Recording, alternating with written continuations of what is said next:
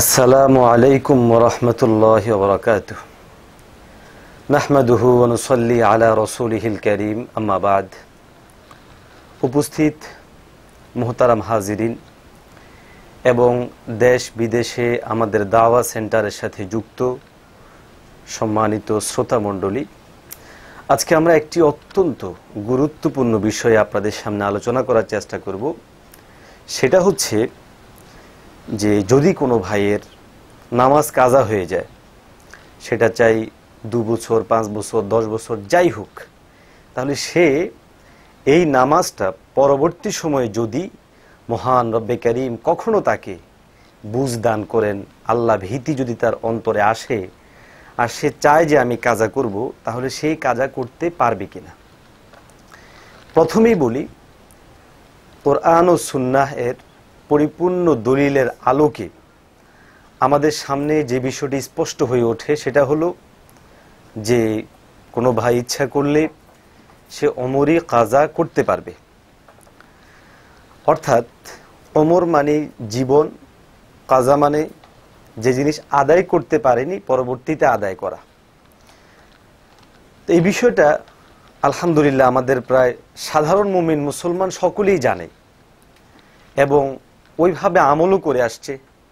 কিন্তু ইদানিং আমাদের কিছু ভাই যারা নিজেদেরকে কোরআন এবং সহিহ হাদিসের অনুসারী মনে করে, তারা এই দাবি করতে চায় যে কাজা নামাজ বলতে কোনো কিছুই নেই।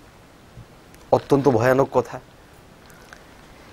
দ্বিতীয়ত হচ্ছে যে বিষয়টা খুব স্পর্শকাতর এবং ভাবার বিষয়, সেটা হচ্ছে নামাজ না পড়া এটাকে কেন্দ্র করে দেখা যাচ্ছে কোনো কোনো শেখ ওই বেনামাজি বান্দাকে ডাইরেক্ট কাফেরদের মতো মনে করে, বেঈমানের মতো মনে করে। এই কাজা নামাজ পৃথিবীতে সর্বপ্রথম 5ম হিজরি শতাব্দীতে একজন ব্যক্তি অস্বীকার করেছিল, কিন্তু আলহামদুলিল্লাহ তদানীন্তনকালের একজন বিজ্ঞ আলেম তার সমুচিত জবাব দিয়েছিলেন, তার সমস্ত কথার জবাব দিয়েছিলেন। এর আগেও কখনো হয়নি। আহলে হাদিসরা সৃষ্টি হওয়ার আগ পর্যন্ত পৃথিবীতে এই মতবাদ লালনকারী আর কেউ সৃষ্টি হয়নি। আশ্চর্য কথা। তো যাই হোক, আমরা ইতিপূর্বেও কিছু ভিডিও আপনাদের সামনে দিয়েছিলাম।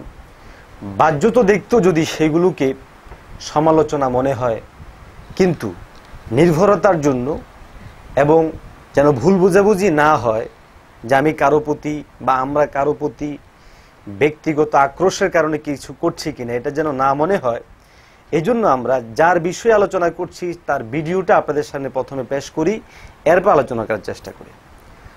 তো এই কাজা নামাজ বিষয়েও আমরা এখন আহলে হাদিসদের মতাদর্শ এবং তাদের মতাদর্শী একজন আলেমের বক্তব্য শুনব, তারপরে এটার উপর আমরা বিস্তারিত বিশ্লেষণ করব। আশা করি আপনারা ওই পর্যন্ত আমাদের সাথে থাকবেন।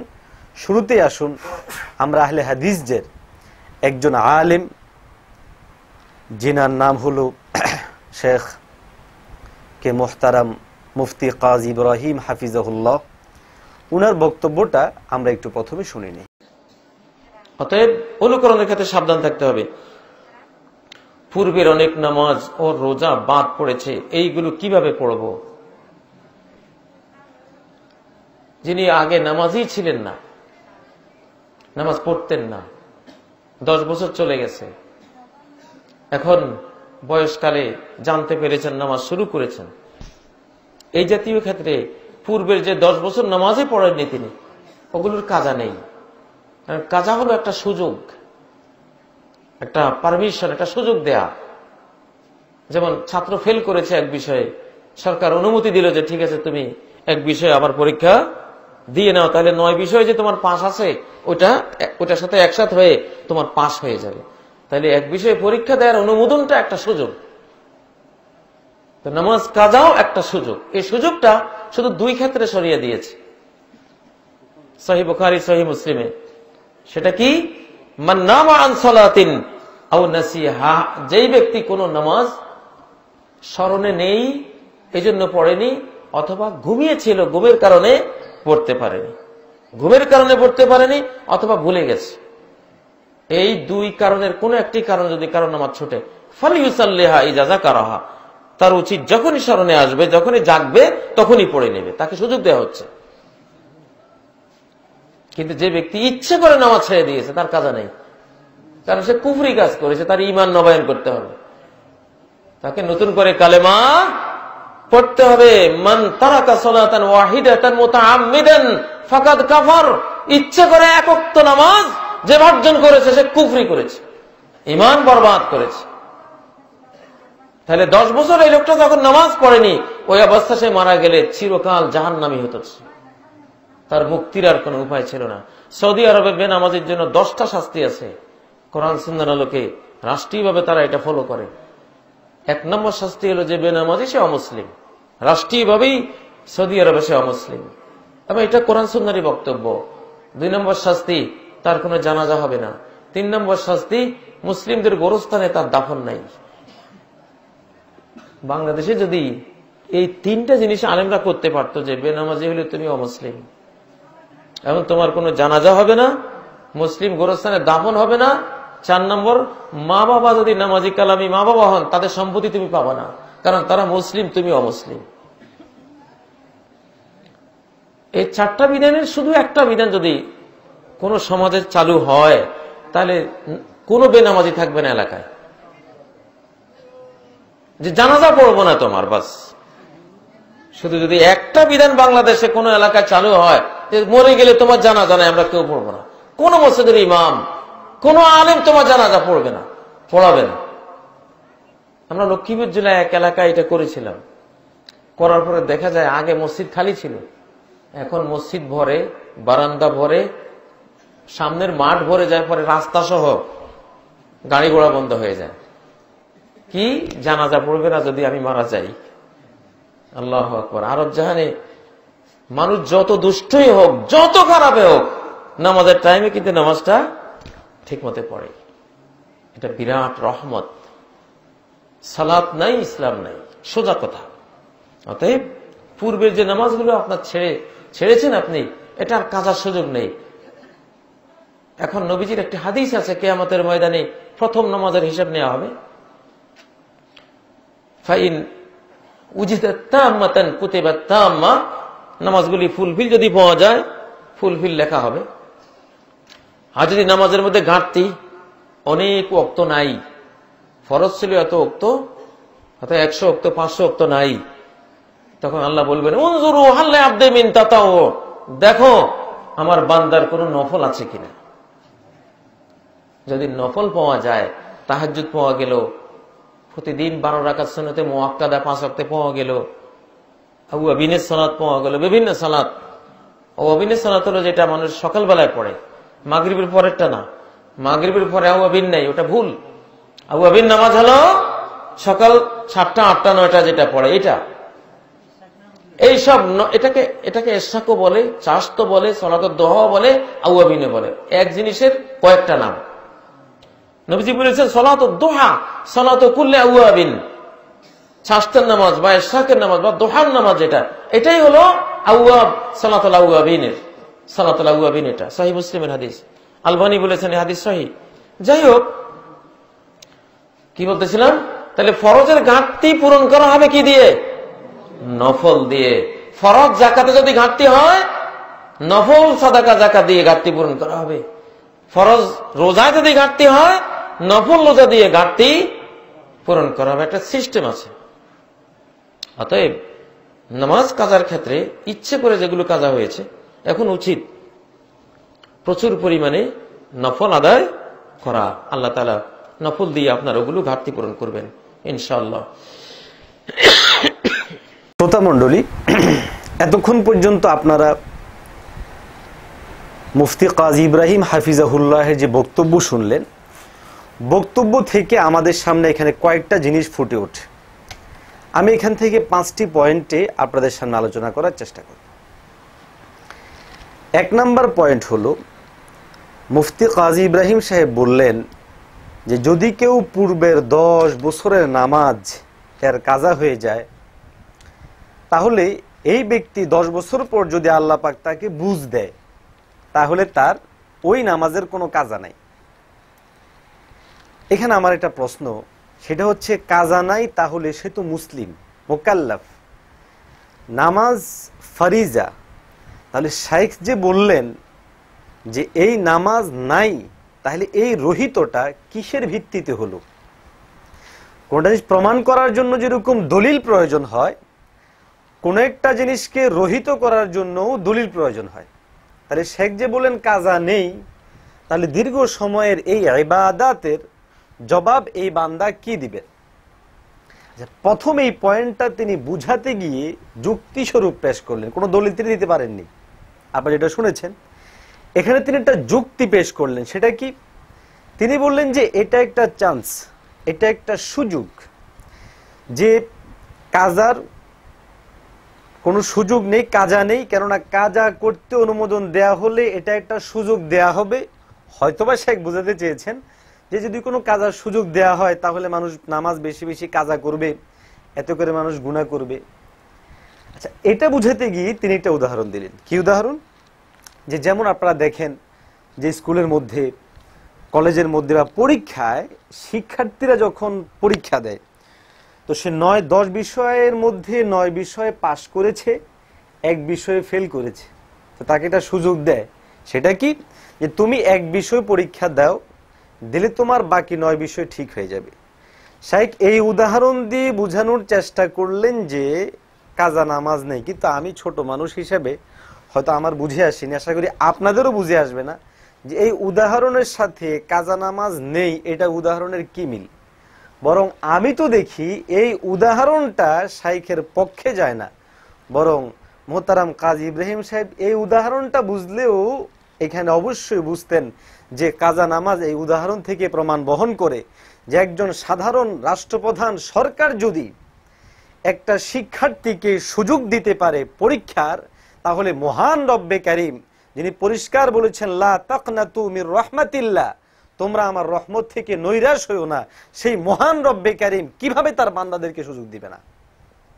দ্বিতীয় নাম্বার, এই উদাহরণের মধ্যে আরেকটা সুন্দর পয়েন্ট আছে। আমরা দেখি একজন শিক্ষার্থী সে আগের বছরে যেখানে অংশগ্রহণ করে, দীর্ঘ 1 বছর পরে গিয়ে সে ওই বিষয়টাকে আবার অংশগ্রহণ করে পরীক্ষা দেওয়ার সুযোগ পায়।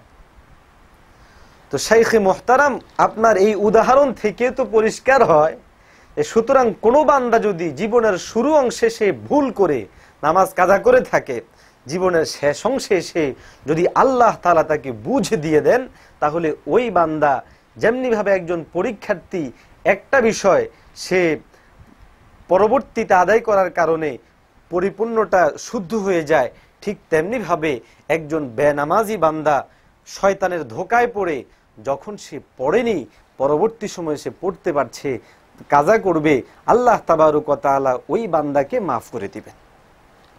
দ্বিতীয় নাম্বার, তিনি এখানে বললেন তবে হ্যাঁ কাজা আছে 2 জায়গায়। তাহলে আপনারা লক্ষ্য করুন, এবার তিনি প্রথমে পরিষ্কার ভাষায় বললেন যে কাজা নেই, এখন বললেন 2 জায়গার মধ্যে আছে। তাহলে প্রথম কথাটার মধ্যে যে যুক্তি দিলেন এটাও ওনার পক্ষে না। দ্বিতীয় নাম্বার যে কথাটা তিনি বললেন যে মাত্র 2 জায়গায়, তাহলে বোঝা যায় কাজা এটা প্রমাণিত। 2 জায়গায় কি কি তিনি নিজেই বললেন। একটা হচ্ছে যে ভুলে যায়, মান নাসিয়া সালাহ। দ্বিতীয় নাম্বার হলো মান নামা আনহা, যে ব্যক্তি ঘুমিয়ে থাকে। এখন আমি আবার আগের পয়েন্টে যাই। আচ্ছা, এরকমও তো হতে পারে যে একটা লোক একটা না 10 বছর পর্যন্ত সে সকালে উঠতে পারে না, সে ঘুমিয়ে থাকে। তাহলে তো আপনি যে বললেন 10 বছর হইলে কাজা নাই, তাহলে ওই লোক ব্যাপারে আপনার হুকুম কি হবে?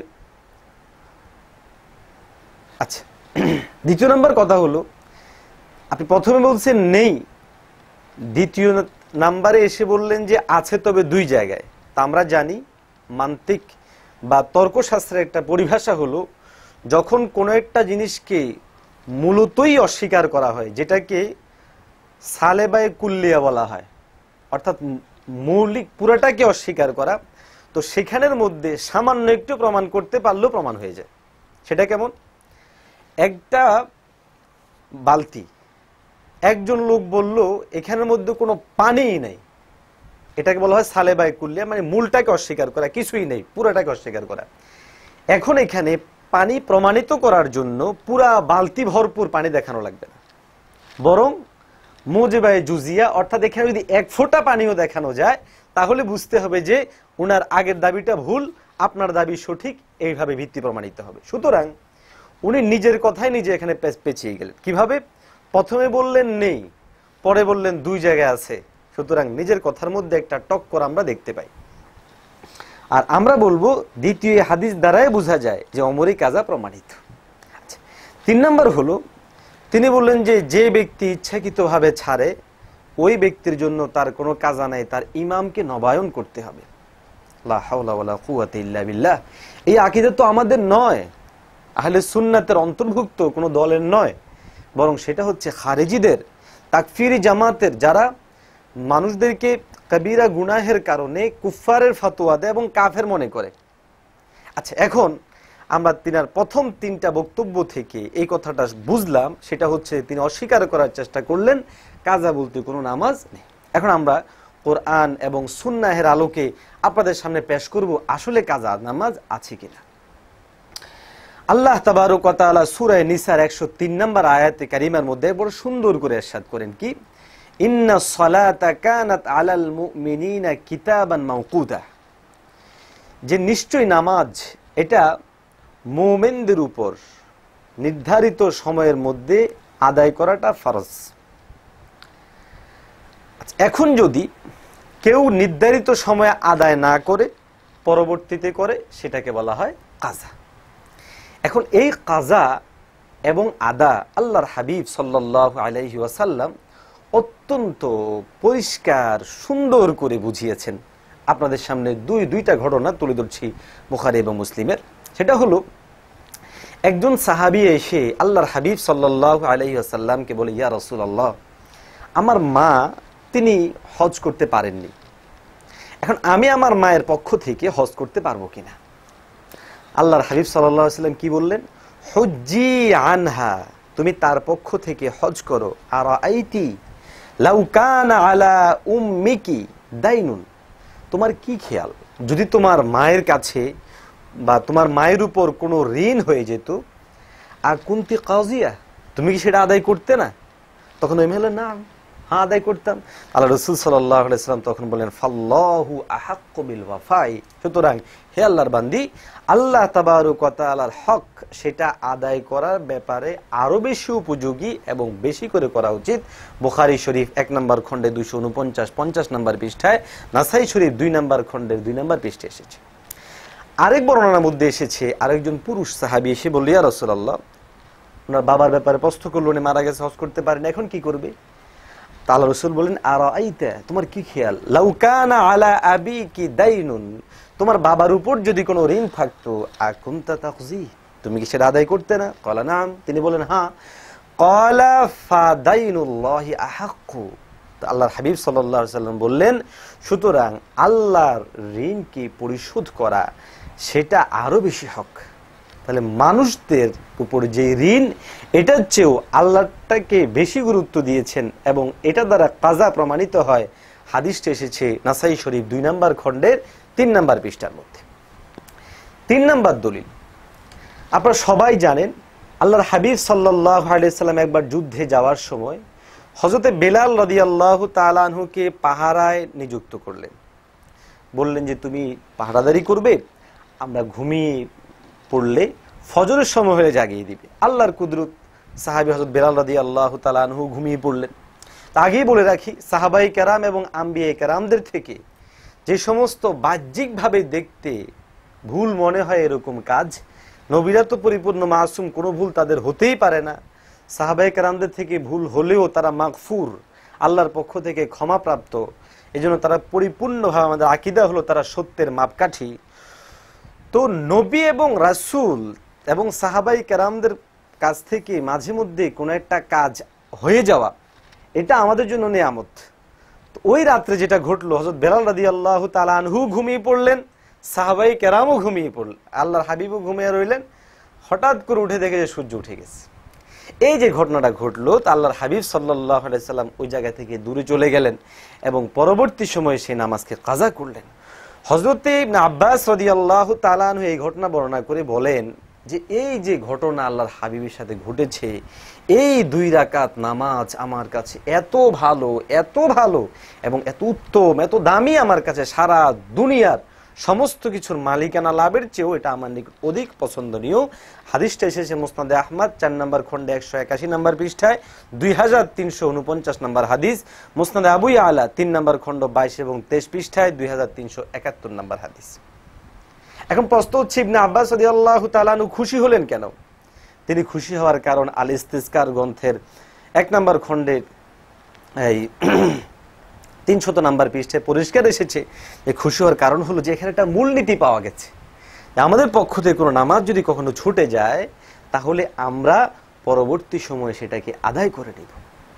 এখানে একটা জিনিস স্পষ্ট হওয়া দরকার, সেটা হলো কাজী ইব্রাহিম সাহেব ওনার বক্তব্যে বললেন 2 জায়গায়, একটা হলো ভুলে গেলে আর একটা হলো ঘুমিয়ে পড়লে। এই হাদিস থেকে তিনি এটা প্রমাণ দিয়েছেন। এখন সামনের হাদিসে আপনাদেরকে আমরা দেখাবো যে 2 জায়গা ছাড়াও তৃতীয় একটা জায়গাও দেখানো যাবে যেখানে আল্লাহ হাবিব কাজা করেছে। সেটা কি? খন্দকের যুদ্ধের ময়দানে যখন কাফের কর্তৃক বেষ্টিত হয়ে গেলেন, তো বুখারী শরীফের 1 নম্বর খণ্ডে 83, 84, 89 এবং 410 নম্বর পৃষ্ঠায়, 2 নম্বর খণ্ডের এবং 590 নম্বর পৃষ্ঠায়, মুসলিম শরীফের 1 নম্বর খণ্ডে 226 এবং 27 নম্বর পৃষ্ঠায় একটা হাদিস এসে পরিষ্কার, সেটা হলো যে ওই খন্দকের যুদ্ধকালীন আল্লাহর হাবিব সাল্লাল্লাহু আলাইহি সাল্লাম এবং তার সাহাবায়ে কেরামের একাধিক নামাজ কাজা হয়েছে। এখানেও তিনি ঘুমানো নাই, এখানেও তারা ভুলেও যাননি। তাহলে আপনি যে বলেন শুধু 2টা জায়গার মধ্যে করা যাবে, অন্য কোথাও করা যাবে না, শাইখের এই কথাটা অবশ্যই এই হাদিসের সাথে সাংঘর্ষিক, এই জন্য তিনার এই কথাটা গ্রহণ করা যাবে না। 5 নম্বর হলো, খন্দক যুদ্ধ থেকে ফেরার পথে নবীজি মুহাম্মদুর রাসূলুল্লাহ সাল্লাল্লাহু আলাইহি ওয়াসাল্লাম বললেন যে লা ইউসাল্লিয়ান্না আহাদুনিল আসরা ইল্লা ফি বনি কুরাইজা, যে তোমাদের কেউ আসরের নামাজ অন্য কোথাও পড়বা না, বনু কুরাইজা গিয়ে পড়বা। কিন্তু দেখা গেল সাহাবায়ে কেরামের একটা দল তারা পথে পড়লো আর একটা দল গিয়ে পড়লো, পরবর্তী সময় কাজা করলো। যারা কাজা করলো আল্লাহর হাবিব সাল্লাল্লাহু আলাইহি ওয়াসাল্লাম তাদেরকে কিছুই বললেন না। এবং এই হাদিসটাও শাইখের যে তিনি বললেন যে মাত্র 2 জায়গায় অনুমতি আছে, ওইটাকে এই হাদিসটা দ্বারাও রদ করা যায় বা রহিত করা যায়, কারণ এখানের মধ্যেও তো তারা ঘুমানো নেই বা ভুলেও যাননি। আচ্ছা, এই হাদিসটা এসেছে বুখারী শরীফ 1 নম্বর খণ্ডে 129 নম্বর পৃষ্ঠায় এবং 2 নম্বর খণ্ডে 590 নম্বর পৃষ্ঠায়, মুসলিম শরীফ 2 নম্বর খণ্ডে 96 নম্বর পৃষ্ঠায়। 6 নম্বর হলো উম্মতের ইজমা রয়েছে। ইমাম ইবনু আব্দুল বার তার লিখিত অনবদ্য গ্রন্থেও আল ইস্তিসকার এর মধ্যে বড় পরিষ্কার ভাষায় কথা উল্লেখ করেছে। তিনি বলছে ওয়া মিনাদ দালিলি আলা আন্না সালাতা তুসাল্লা ওয়া তুখজা, যে নামাজকে আদায় করা এবং কাজা করা বাদা খুরুজি ওয়াক্তিহা, সেটা সময় চলে যাওয়ার পর, এটার উপর দলিল অনেক। সেটা কিরকম? কাসসাউম, সেটা হচ্ছে রোজার মতো, কাসসাইম রোজাদারের মতো, সাওয়াউ এক বরাবর। অর্থাৎ রোজাদার যেমন তার রোজা যদি সে ওই সময় আদায় না করতে পারে, পরবর্তী সময় সে আদায় করে নিবে। অনুরূপভাবে কেউ নামাজ যদি সে পড়তে না পড়লো পরবর্তী সময় সেটা কাজা করে নেবে। আল ইস্তিসকার 1 নম্বর খণ্ডে 302 এবং 3 নম্বর পৃষ্ঠায় তিনি আল ইস্তিসকার গ্রন্থের মধ্যেই অত্যন্ত পরিষ্কার ভাষায় আরো উল্লেখ করতেছেন 1 নম্বর খণ্ডে 307 নম্বর পৃষ্ঠা। সেটা হলো ওয়া আজমাউ আলা আন্না আলাল আসি আয়াতুবা মিন যামবিহি বিন নাদামি আলাই, যে গুনাহগারের জন্য আবশ্যক হলো তার গুনাহ থেকে সে নাদামাত, লজ্জিত হয়ে তাওবা করবে। ওয়া ইতিকাদি তারকিল উদাতি ইলাইহি, এবং এই বিশ্বাস অন্তরের মধ্যে পোষণ করবে যে আমি কখনো আর আগের জায়গায় ফিরে যাব না। এটা আয়াতে কারিমা সূরা মধ্যে তুআতুবু ইলাল্লাহি জামিআ, যে তোমরা আল্লাহর নিকটে তওবা করো, লাআল্লাকুম তুফলিহুন, তাহলে তোমরা সফল হতে পারবে। এটা আল্লাহ তাবারক ওয়া তাআলা ইরশাদ করেন। তো তিনি বলেন যে ওয়ামান লাজিমাহু হাক্কুল লিল্লাহ আও লিইবাদিহি লাজিমাহুল খুরুজু মিনহু, যদি কোনো বান্দার জন্য তা আল্লাহর হক অথবা বান্দার হক তার উপর লাজেম হয়, তাহলে তার জন্য আবশ্যক হচ্ছে সে ওটা থেকে বের হয়ে যাওয়া। আল ইস্তেসকার 1 নম্বর খণ্ড 307 নম্বর পৃষ্ঠা। তাহলে আমরা এখান থেকে মোটামুটি ভাবে বুঝতে পারলাম যে কাজা নামাজ এটা রয়েছে, আল্লাহর হাবিব সাল্লাল্লাহু আলাইহি ওয়াসাল্লাম করেছেন, সাহাবাই কেরাম করেছেন এবং উম্মতের ইজমা রয়েছে এটার উপরে। সুতরাং আমাদের যারা সাধারণ মুমিন মুসলমানরা আছেন, আমাদের জন্য আবশ্যক হলো আমরা অমরি কাজা অবশ্যই করব, নামটা নিয়ে অত প্যাচ না করে, বরং আমরা কাজা যে আছে এটা তো আমরা প্রমাণিত করতে পারলাম। আচ্ছা, এখানে আসুন, তিনি তার যুক্তি তুলে ধরেছিলেন যে মাত্র 2 জায়গায়, একটা হলো ঘুম, একটা হলো বিস্তৃতি, মানে ভুলে গেলে, এই দুটার সাথে সীমাবদ্ধ। এখন আমরা দেখব এই কথাটা কতটুকু সঠিক। প্রথমে আসুন, ঘুম এবং ভুলে যাওয়ার বিষয়ে হাদিসটা এসেছে বুখারী শরীফের 597 নম্বর হাদিস, মুসলিম শরীফের 684 নম্বর হাদিস। হাদিসটা কি?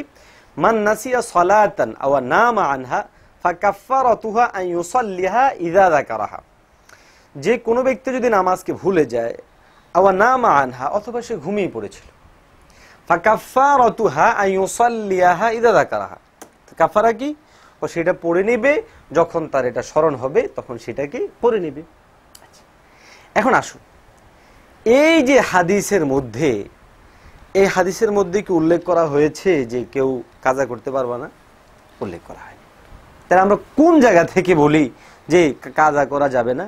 এই হাদিস থেকে অবশ্য সেটা বোঝা যায় না। এখানে বোঝা যায় যে সে এইভাবে পড়তে পারবে।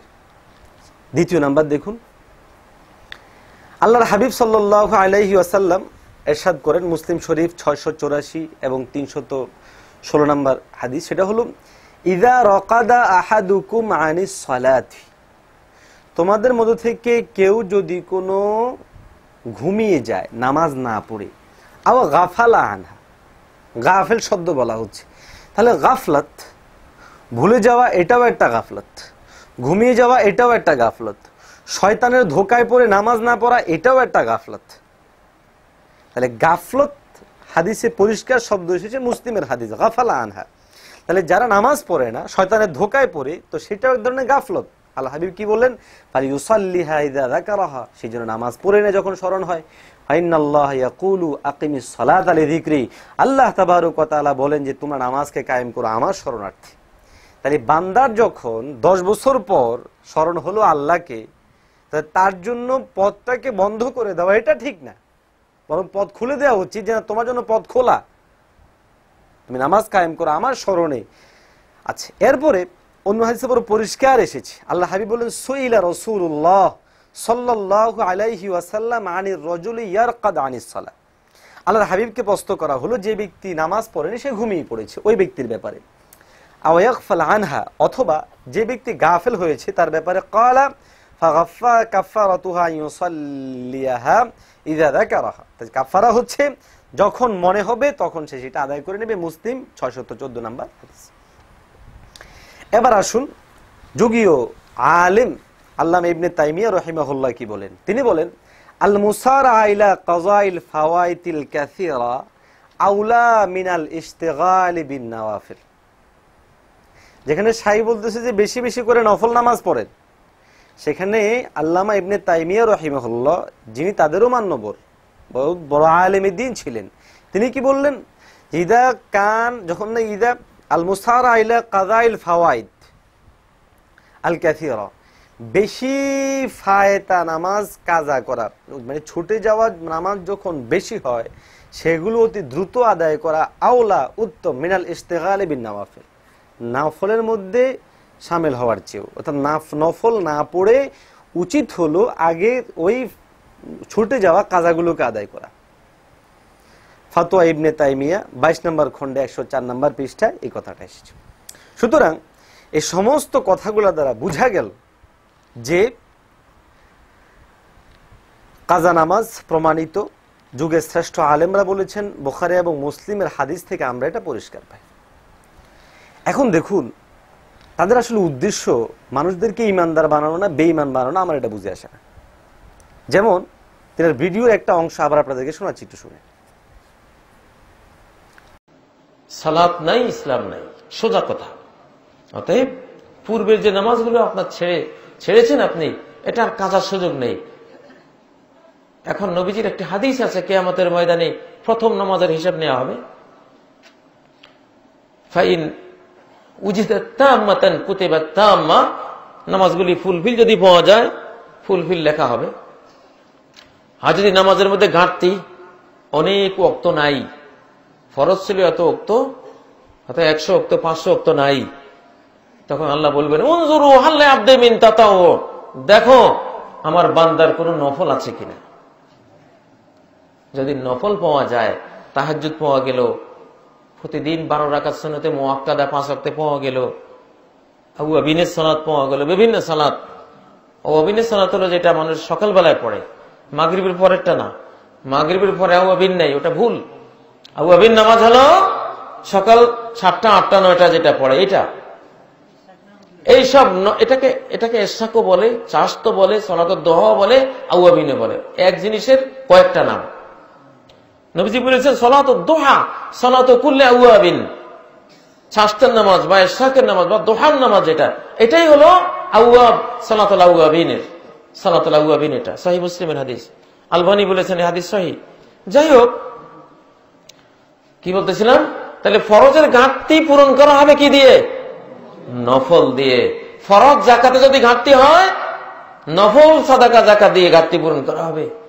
ফরজ রোজায় যদি ঘাটতি হয়, নফল রোজা দিয়ে ঘাটতি পূরণ করা হবে। একটা সিস্টেম আছে। অতএব নামাজ কাজার ক্ষেত্রে ইচ্ছে করে যেগুলো কাজা হয়েছে, এখন উচিত প্রচুর পরিমাণে নফল আদায় করা। আল্লাহ তাআলা নফল দিয়ে আপনার ওগুলো ঘাটতি পূরণ করবেন ইনশাআল্লাহ।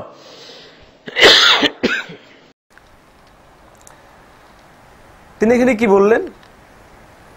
তিনি বললেন যে অনিচ্ছাকৃতভাবে ছাড়লে কাজা আছে, ইচ্ছাকৃতভাবে ছাড়লে কাজা নাই, বরং এই লোকটা তার ঈমান নবায়ন করতে হবে, কালিমা পড়তে হবে, সে চিরকাল জাহান্নামী হবে। আল্লাহু আকবার, খুব ভয়ানক কথা। তাহলে তিনি বুঝালেন যে একজন মানুষ সে নামাজ না পড়ার কারণে সে মুসলমানই থাকে না, কাফের হয়ে যায়, এই জন্য তার ঠিকানা হচ্ছে জাহান্নাম। পরিষ্কার তিনি সেটা বললেনও। এরপরে তিনি আরো কি বললেন? বললেন যে এই লোকটা চিরকাল জাহান্নামী হবে।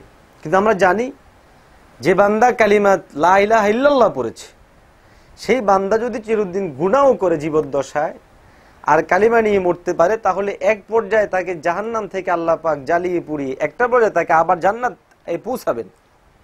তিনি বলেন যে চিরকাল জাহান্নামী থেকে যাবেন। এটা অবশ্যই শরিয়ার সাথে সাংঘর্ষিক এবং ভুল কথা। দ্বিতীয় নাম্বার, তিনি এখানে একেবারে কাট্টা কাফেরদের ব্যাপারে যে ফতোয়া, এই ফতোয়া তিনি দিয়ে বসলেন। তিনি কি বললেন? যে সন্তান যদি বেনামাজি হয় আর বাবা মা যদি কোনো নামাজি হয়, তাহলে ওই নামাজি বাবা মায়ের সম্পদ থেকে কোনো প্রকারের সম্পত্তি এই সন্তান প্রাপ্ত হবে না। এটা শরীয়তের নীতি নয়, শেখ শরীয়তের সমর্থন করে না। এটা কি আশ্চর্য কথা! আরে নামাজ না পড়ার কারণে যে কুফর বলা হচ্ছে, আপনি তো তর্জমা করতে গিয়ে বলেন যে কুফরই করলা, কাফের তো বলেননি। এবং সঠিক তর্জমা হচ্ছে এটাই যে সে একটা কুফরই কাজ করলো, যাকে কাফের বলা যাবে না, কাফের ফতোয়া তোকে দেয়া যাবে না। কিন্তু কেন দিচ্ছি আমরা? তাহলে আমাদের এই মিশন থেকে উদ্দেশ্য কি? একদিকে বলছি শহীদ দাওয়াত দিচ্ছি, আরেকদিকে এই ধরনের ফতোয়া দিয়ে তো মুমিন মুসলমানদেরকে কাফের বানিয়ে ফেলতিস। তাহলে আমাদের দাওয়াতের মিশন কি বেশিরভাগ মুসলমানদেরকে কাফের বানিয়ে ফেলা? কয়টা ভাই নামাজ পড়ছে, তাদেরকে নামাজের দাওয়াত দেওয়া উচিত।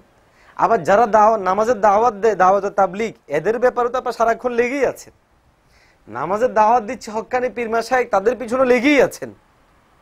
তাহলে একদিকে নামাজের দাওয়াত নিজেরা দিবেন না, কোনো কর্মসূচিও নেই, যারা দাওয়াত দিচ্ছে তাদেরকে বাতিল বলবেন, আবার যারা ঈমান গ্রহণ করেছে তাদেরকে কাফের ফতোয়া দিবেন, বেঈমান মুশরিক বেঈমানদের মতো তাদের ব্যাপারে ফতোয়া জারি করবেন যে একজন হিন্দু আর তার সন্তান যদি মুসলিম হয়ে যায় অথবা সন্তান যদি কাফের হয়ে যায়, তার যে হুকুম, ওই হুকুম এখানে প্রয়োগ হবে। এটা একেবারে কাট্টা মিথ্যা কথা, একেবারে বানানো কথা, শরীয়তের সাথে খেল তামাশা ছাড়া আর কিছুই না। এগুলো কোনো মুসলমান বলতে পারে না। যাই হোক, তারপরও শেখ সম্মানের সাথে বলছি, কথাগুলোকে ফিরিয়ে নেওয়া উচিত, এগুলো কারণ মানুষ বিভ্রান্ত হবে। সর্বশেষ তিনি যে কথাটা বললেন সেটা হলো কিয়ামতের মাঠে, 5 নম্বর পয়েন্ট এটা আমার, সেটা হলো কিয়ামতের মাঠে ফরজের ঘাটতি নফল দ্বারা পূরণ হবে। এখন প্রশ্ন হলো, নফল দ্বারা পূরণ হবে কোন ঘাটতি?